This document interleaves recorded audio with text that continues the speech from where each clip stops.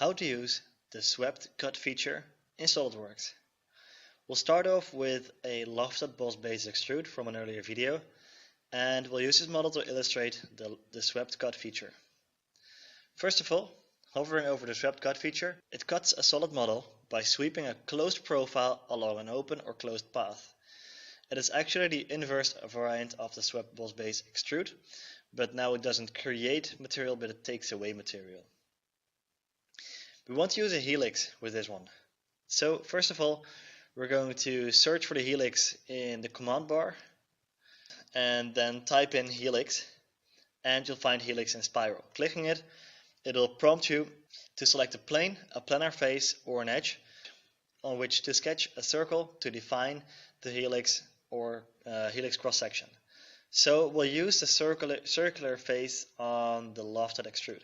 Click it, normal to it, and we're going to create a circle that will be the dimension, the diameter of the base of the helix. Let's make it 40, and well, let's make it 50 actually.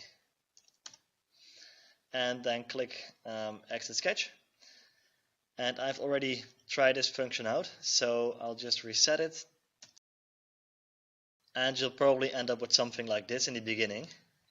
We don't want it. We want it to go through the solid model because we're going to take away material from it. So first of all, we need to switch or swap the direction around. So the pitch is going to be reversed. So click reverse direction. And we want to have more revolutions, of course. Let's try 10. And you'll see that it moves nicely through the model. But now the helix is going to exit the model somewhere, and we don't want that. And also, just the normal spiral is kind of boring, so we're going to create a tapered one. So we click the taper helix function, taper inward, and we'll use 5 degrees then. I think this looks funny. This looks nice. Click OK.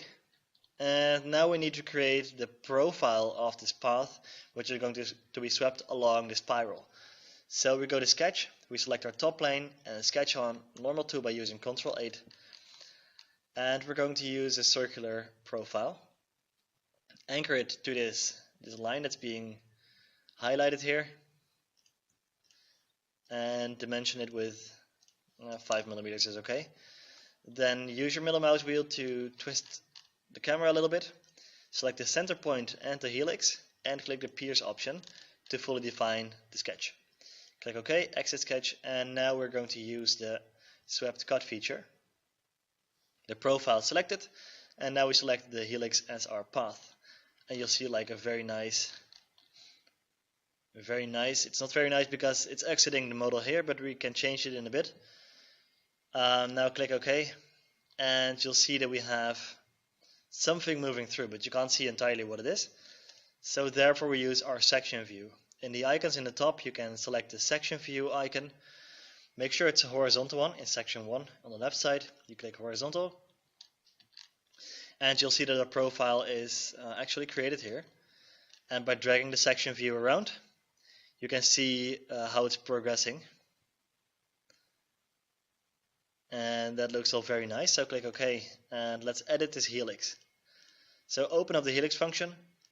Edit the sketch that defines the base size, make it a little smaller, click exit sketch, and now you see that the helix is entirely changed and now completely within the model, which is exactly how we want it.